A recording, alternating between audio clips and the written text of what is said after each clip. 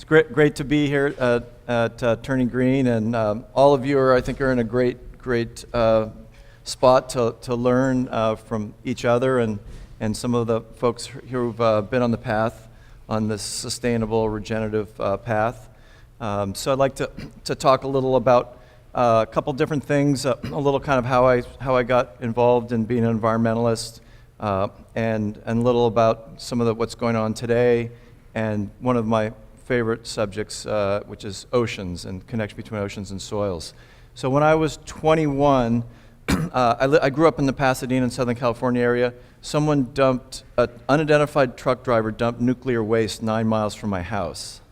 And that was like this important moment of my life where the DJ on the radio, we didn't have internet back then, was talking about it all the time. And I realized that something was really wrong. How could they just dump nuclear waste, just unidentified truck driver, 9 miles from my house?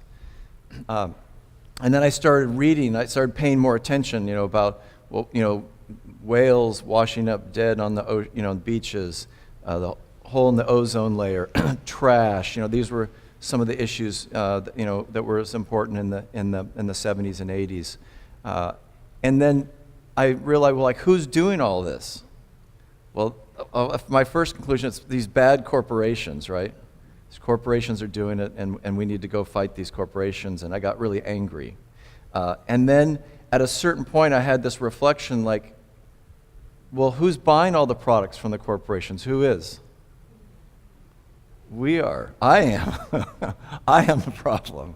So I came to realize that it's really like our lifestyle and the choices that we make. Now, do corporations influence government policy? Do they help, brainwash people? Yeah, we do that, but we can make a difference by showing up in what we do in our life. So that kind of set off my kind of journey in life, and was to really discover, how do we live on this earth that the earth can continue to regenerate, to continue to be productive, and then kind of fast forward maybe 12 years later, I was involved in a lot of different environmental activities.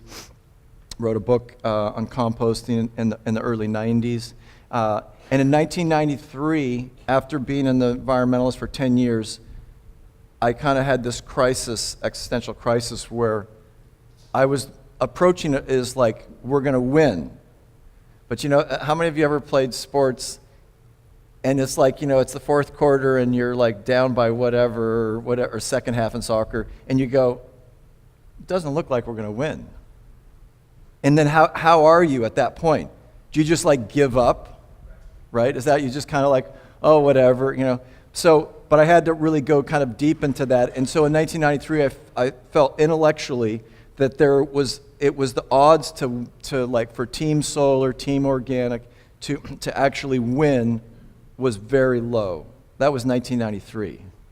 Some people are kind of feeling it now, right? I was where have y'all been for a while? So, but out of that, I realized that I had to let go of this attachment. Win, lose, is the planet going to make it or not? Because it was kind of this duality.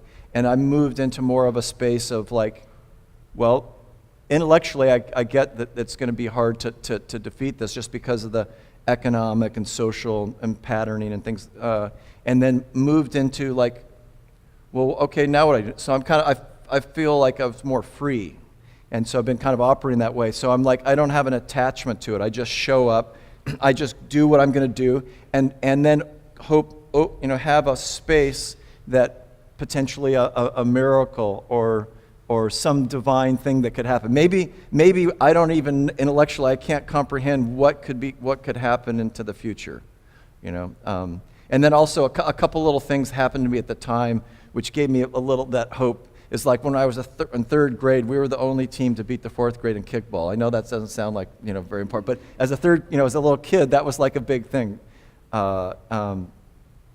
So one of the things I wanted to talk a little about politics, and I know it's easy for us now. We have this really horrible administration, Trump administration, to think, and this is the way that the power structure works. They can go, okay, there's this really bad candidate. We thought when I was your age, like we had Reagan and Bush, and now it's going to be so much better because we're going to get Clinton. We all bought into that, like in our generation. And they're going to sell this whole thing. There's going to be this great democratic hope for our society. And so you need to really be careful about that.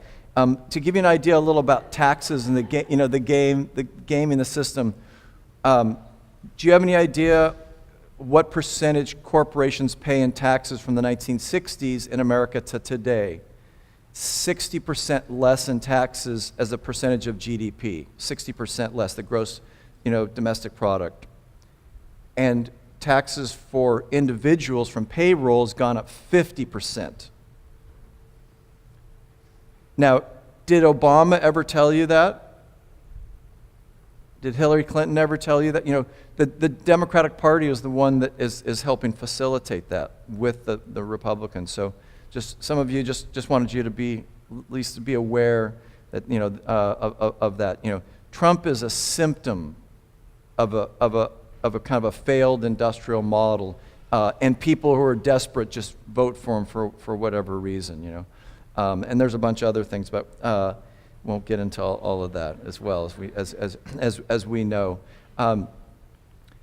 Want to talk a little about soil health and oceans, and as mentioned, I wrote a book on composting, so I'm been really interested in soil health, and with many of us, there's this movement about, how many people have heard of the word regenerative agriculture? Okay, good.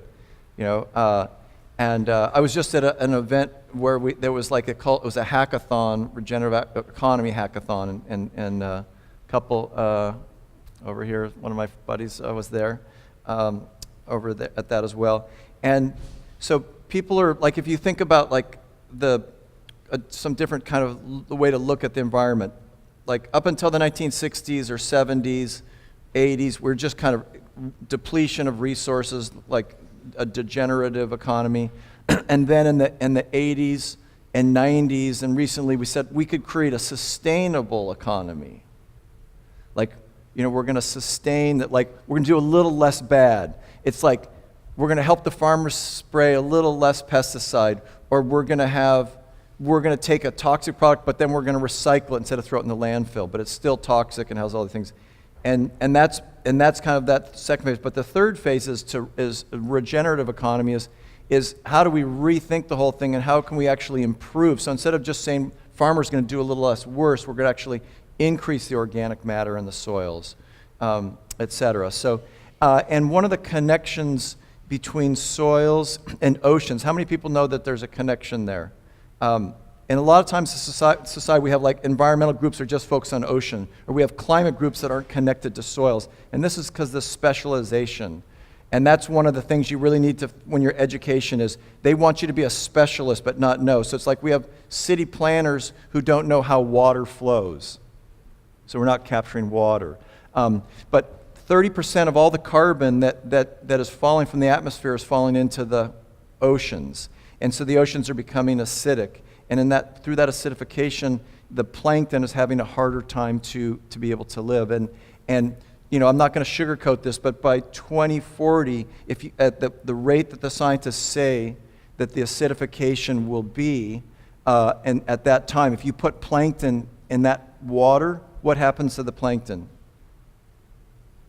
It just dissolves. So by 2040, at our current rate, there won't be a fish in the sea, no dolphins, no whales, and that's the majority of our oxygen. I know that's maybe a little depressing for all of us, but I'm not here to sugarcoat it, But we have I like to joke, we have an app for that. You just download it, and it's been around for hundreds of millions of years. And it's soil sequestration, it's photosynthesis. So we can take that carbon and put it into the soil. So your mission as the next generation, given that our generation has royally messed this up and left you a total mess, and some of us have been trying, but we haven't done so well. I'm sorry, but we're trying to give you the best we can now. It's your turn. is you're going to have to put that carbon back into the soil. And if you don't, it's going to be game over. And if you do, we can have global cooling. So it's literally your choice. And we can also regrow the forests of the ocean through kelp. So we can reforest the oceans and turn that into food-producing assets and nutraceuticals, and for making compost and even potentially biofuels. And it sequesters carbon 5 times faster than what grows in the land. So there's a lot of potential there, and we're working on that. So I encourage you to learn as much as you can. And the last thing I would say, the number one thing to help the environment, what do you think that would be? I'll say the number one thing to help the environment is to learn to help yourself, love yourself, deal with your own pain, your own anguish, your mother and father issues. Better deal with it now than you're 30 or 40 or 50. Deal with that, and then you can be a better person to work on helping the environment. So thanks again for everybody for organizing this, and I think my time is up. So, well, yeah.